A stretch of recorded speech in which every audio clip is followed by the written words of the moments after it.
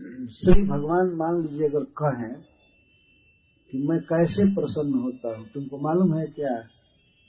उनको तो सब कुछ मालूम हो चुका है, भगवान के करकमल के स्पर्श से उनको पूर्ण ज्ञान हो चुका है।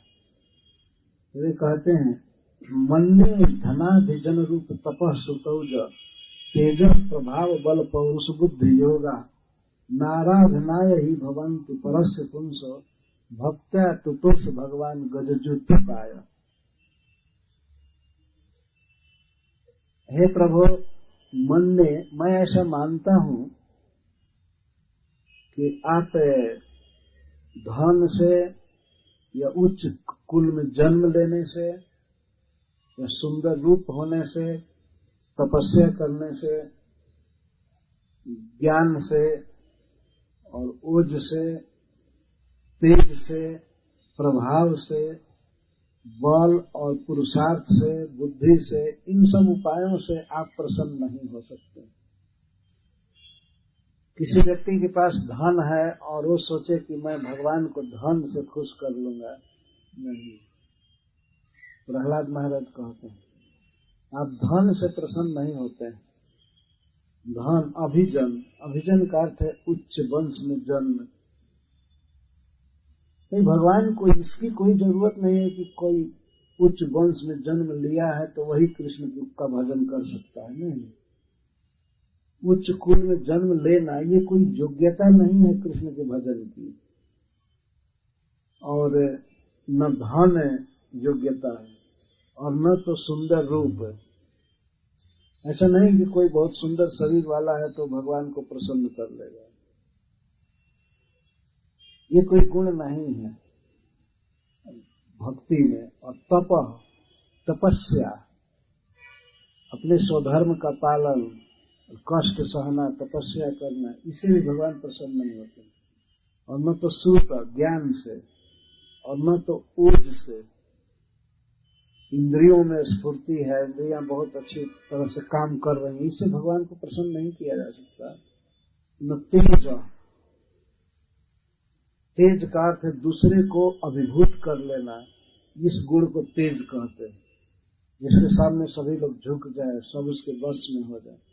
तो ऐसा प्रभाव किसी किसी में होता है, लेकिन यह कोई आवश्यक नहीं है कि तेजस्वी व्यक्ति भगवान कृष्ण को प्रसन्न कर ले, कृष्ण उसके बस में हो जाए। और प्रभाव, ये और भी अनेक गुण होते हैं, प्रभुता होती है, कंट्रोल करने की शक्ति।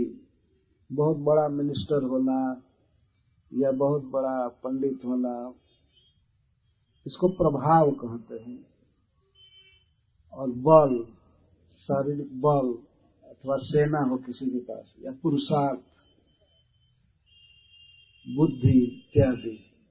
किसी किसी के पास बहुत बुद्धि होती है, इसे वायुयान चलाने वाले बुद्धि से ही चला रहे हैं, कंप्यूटर बनाने वाले, जैसे फोन सोन। लेकिन अब ये बुद्धि से सोचें कि हम भगवान को प्रसन्न कर लें, नहीं। तो कैसे प्रसन्न होते हैं आप? प्रहलाद महाराज कहते हैं नाराधनाय ही भवन्ति परस्य पुंस। ये सब भगवान परम पुरुष को प्रसन्न करने में समर्थ नहीं है, ये सब गुण है। भक्त्या तुतुष भगवान गजजुत पाया, भगवान भक्ति से प्रसन्न होते हैं। प्रहलाद महाराज कह रहे हैं भक्ति से प्रसन्न होते हैं। इसका अर्थ है कि महानिर्धन व्यक्ति भी कृष्ण को प्रसन्न कर सकता है, उनका भजन कर सकता है।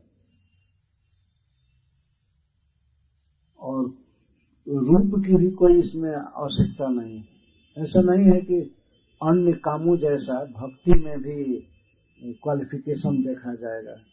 कौन भगवान की भक्ति करेगा तो उसको छांटो, ये कर सकता है, नहीं कर सकता, ये कर सकता है, नहीं कर सकता है, ये सब अधिकार नहीं। दूसरे दूसरे कामों में अधिकार चाहिए। जैसे मिलिट्री में भर्ती होना हो तो सबको नहीं लिया जा सकता। अगर बहुत छोटा शरीर है तो उसको मिलिट्री में नहीं लिया जा सकता, है ना। तो ऊंचाई नापते हैं, सीना नापते हैं, कम सीना है तो उसको रिजेक्ट कर देंगे, उसमें अधिकार नहीं है सबका। भक्ति में सबका अधिकार है, चाहे वो छोटा शरीर वाला हो या सीना कम हो, तो वो भगवान को संतुष्ट कर सकता है, भक्ति कर सकता है। या कोई ऐसा काम होता है जिसमें आप अंग्रेजी नहीं जानते तो उसमें नहीं लेंगे, लेकिन भगवान के भक्ति के लिए जो भाषा आप जानते हैं उसी में भजन कर सकते हैं। हरे कृष्णा कृष्णा कृष्णा हरे हरे, हरे राम राम राम। कोई ऐसा काम है तो उसमें कंप्यूटर नहीं जानते हैं तो आपको नहीं लेंगे।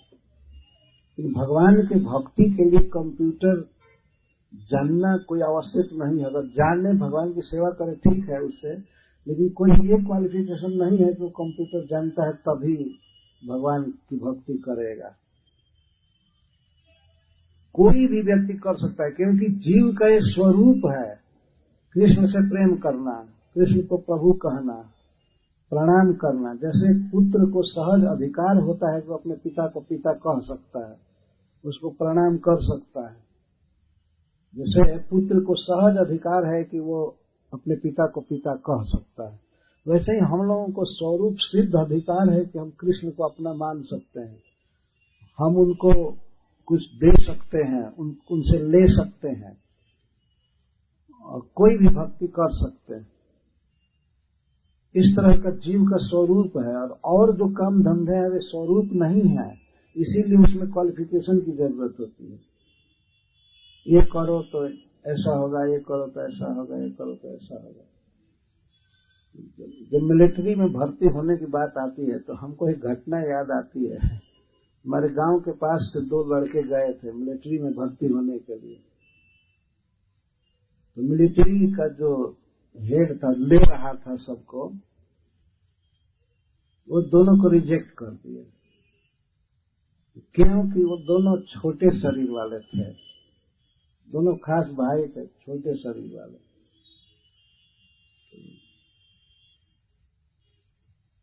वो घटना फैली थी जब वो ऑफिसर कहा कि तुमको नहीं लिया जा सकता, नहीं लिया जा सकता, तो क्या कह करके एक को कहा नहीं, वो नापा भी नहीं, देख करके ही कह दिया कि तुम तो ढोलक हो, ऐसे बोला। तो ढोलक हो, छोटा हो। और जब दूसरा गया तो कहा नहीं तुम तो खूंटी हो, खूंटी कहा उसको छोटा। ये बात उधर फैली थी कि ऑफिसर ने इस तरह से कहा। तो बताइए, बेचारे उन लोगों का अधिकार सेना में जाने का नहीं। संसार के जो भी काम है भगवान के भक्ति के अलावा, उसमें कोई न कोई क्वालिफिकेशन चाहिए, कोई गुण, अपेक्षित गुण चाहिए। लेकिन भगवान के भक्ति में आने के लिए कोई गुण की आवश्यकता नहीं है, बस केवल मन है न, और इंद्रियां हैं, आंख है, दर्शन कीजिए भगवान का, जीभ है, भगवान का नाम लीजिए, शरीर से प्रणाम कर सकते हैं, मन से चिंतन कर सकते हैं।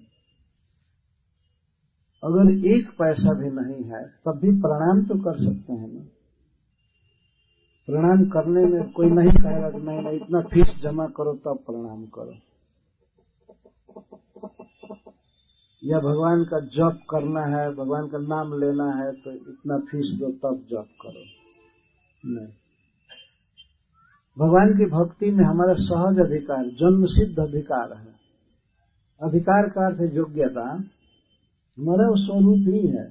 तो श्री प्रहलाद महाराज कहते हैं कि भगवान को धन से, रूप से, प्रभाव से, तेज से, बुद्धि से आदि से प्रसन्न नहीं किया जा सकता, केवल भक्ति से प्रसन्न किया जा सकता है।